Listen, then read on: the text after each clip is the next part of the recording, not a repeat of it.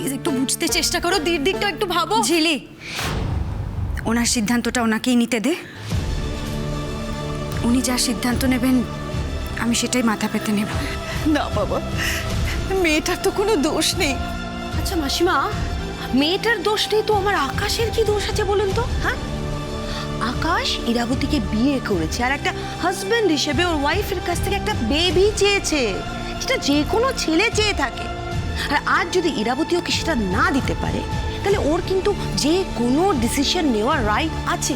Yes, আমার আপনাদের প্রত্যেকের কাছে একটা রিকোয়েস্ট যে প্লিজ আপনারা ওকে ফোর্স করবেন না। এটা ওর জীবনের একটা খুব ইম্পর্টেন্ট ডিসিশন। এটা ও কিভাবে রিঅ্যাক্ট করবে সেটা ওকেই ডিসাইড করতে দেবে। মম প্লিজ। স্যান্ডি, আমি তোমাকে বারণ করেছি বেটা যে বড়দের কথার মধ্যে একদম কথা বলবে না। Please keep quite.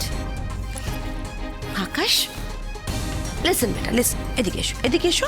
Come here. শোনো বেটা, তুমি এখানে কারো কথা শুনবে না, কাউকে ভয় পাবে না। তোমার মন যেটা চাইছে তুমি এক্স্যাক্টলি সেটা করবে। আর তোমার মন যেটা চাইছে এখানে সকলের সামনে সেটা পরিষ্কার করে বলে দাও।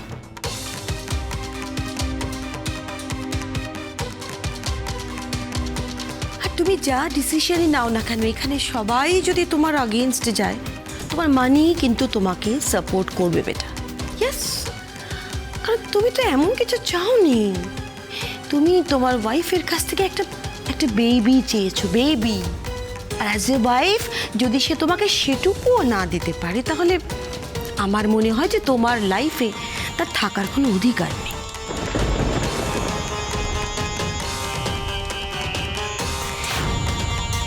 তুমি কি বলছো মোনা? ঠিকই তো বলছি। শোনো আকাশ, আমি তোমাকে বলছি তুমি চাইলে আমি আবার বিয়ে দেব।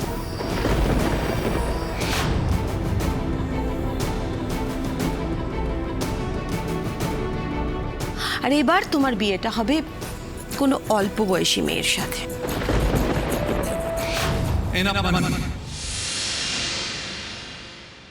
এই কথাটা তুমি কি করে বলতে পারলে? প্লিজ মানি, এসব কথা বলে আমাকে আর ইরাবতীকে আর ছোট করো না। আকাশ, আমি যেটা বলছি শুনতে তোমার খারাপ লাগছে আমি জানি বেটা, বাট সেটা আমি তোমার ভালোর জন্যই বলছি। মানি, আমার ভালোটা আমি খুব ভালো করে বুঝি, তাই আমাকে ডিসাইড করতে দাও আমি কি করব। ইরাবতীর বয়স হয়েছে বলে কমপ্লিকেশন দেখা দিয়েছে, এটাই যদি প্রবলেম হয় তাহলে বয়স তো আমারও হয়েছে।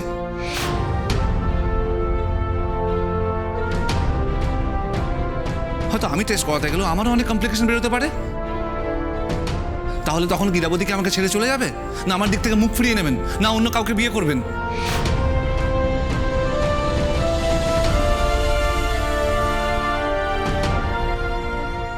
উফ, এটা আবার কি হচ্ছে? এ তো পুরো উল্টো কথা বলছে। আকাশ, এখন তুমি যে কথাটা বলছো সেটা এদের সকলের চাপে পড়ে বলছো। লিসেন বেটা, ভালো সাজতে গিয়ে যে সত্যিটাকে তুমি অস্বীকার করছো, সেই সত্যিটাকে কিন্তু তোমাকেই সারাটা জীবন বয়ে বেড়াতে হবে, এটা মাথায় রেখো। মানি ইরাবতী আমাকে জোর করেনি, আমি নিজের ইচ্ছা ওনাকে বিয়ে করেছি।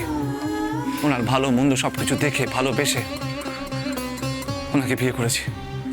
আমি ওনাকে কথা দিয়েছিলাম সুখে দুঃখে সবসময় ওনার পাশে থাকবো, আর আমার মনে হয় এখন ওনার পাশে থাকা উচিত, তাই না? কাল ঠাকুর মশাই যখন ওসব মন্ত্র পড়ছিলেন 7 পাক ঘোরার সময়, আমি তখন ওসব কিচ্ছু বুঝিনি।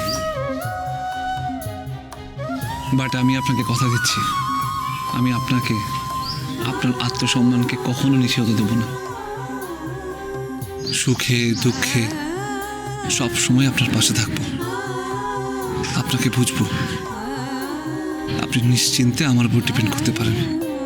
তার মানে আমি ভুল ভাবিনি, আমার ভালোবাসা ভুল ছিল না। আজ ইরাবতীর একটা খামতি সামনে এসেছে বলে ওনাকে রিজেক্ট করে দেবো, সেটা তো হয় না। মানি,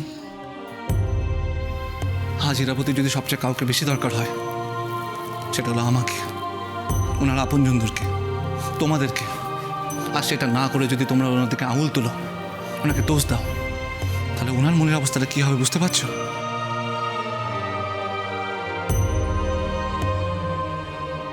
ও গড, এ তো পুরো হেডেক। এখন এও জ্ঞান জ্ঞান শুরু করে দিল। উফ, এভাবে তো আমার হাত থেকে সব বেরিয়ে যাবে। মিস্টার চ্যাটার্জি, আপনি অনেক বড় বড় কথা বলছেন, কিন্তু যা বলছেন ভেবে চিন্তে বলছেন তো। ভালো ভালো কথা শুনতে খুব ভালো লাগে, কিন্তু সেই ভালো ভালো কথাগুলো জীবনে মেনে চলতে গেলে না সমস্যা দেখা দেয়।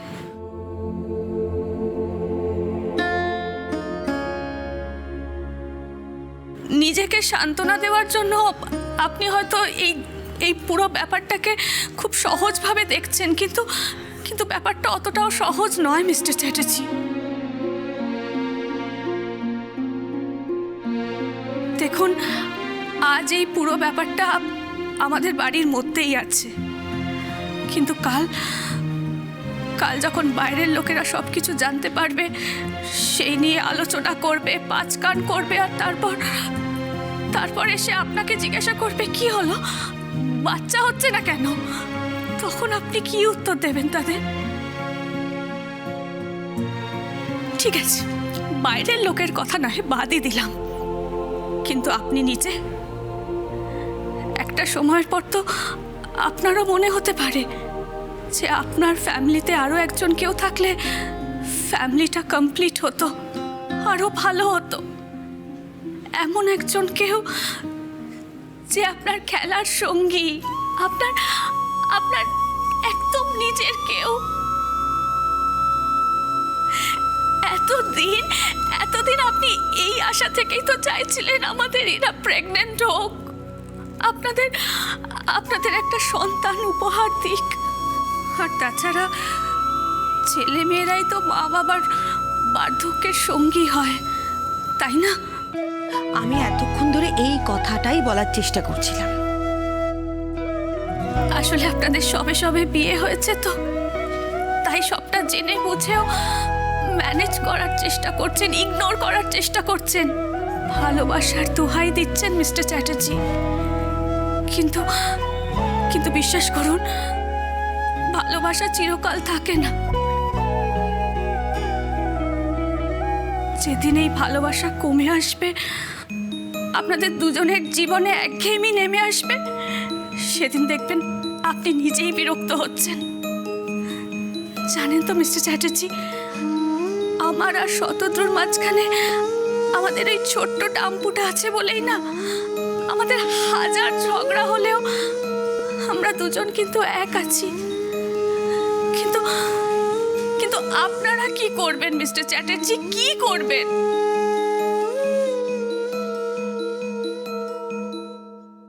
কি জানেন তো, আজ এখানে দাঁড়িয়ে আপনি যে ভালো ভালো কথাগুলো বলছেন, সেগুলো আর বলতে পারবেন না। উল্টে ইরাকেই কথা শোনাবেন, ওকেই সর্বক্ষণ দোষী করবেন। এরকমটাই হয় মিস্টার চ্যাটার্জি, তাই আমি এতগুলো কথা বললাম। আর এরাও তো জানে এরকমটাই হয়, সেই জন্যই তো প্রথমেই ও মাথা পেতে আপনার কাছে শাস্তি চেয়েছে। কারণ ও জানে সমাজকে যে যাই বলুক না কেন, ও যতই সমাজের নিয়ম না মেনে চলুক, সমাজ ওকে ছাড়বে না। হয় ঘাড় ধরে সমস্ত নিয়ম পালন করাবে, আর নয়তো সব দোষ ওর ওপরেই চাপিয়ে দেবে। কি জানেন মিস্টার চ্যাটার্জি, আমাদের সমাজে সব দোষ বেশিরভাগ সময় মেয়েদেরই তো হয়। আপনি আজ যা কিছু বললেন, পরেও যদি সেগুলো বলেন তাহলে তো খুব ভালো, কিন্তু পরে যদি উল্টো কথা বলেন না, তাহলে এরাটা আরো অনেক বেশি কষ্ট পাবে। তাই যা বলবেন খুব ভেবে চিন্তে বলবেন মিস্টার চ্যাটার্জি। রাধা মাধব আর কত কষ্ট দেবে মেয়েটাকে। ঠাম্মু চলো, ভেতরে চলো, কেঁদো না ঠাম্মু। চুপ কথা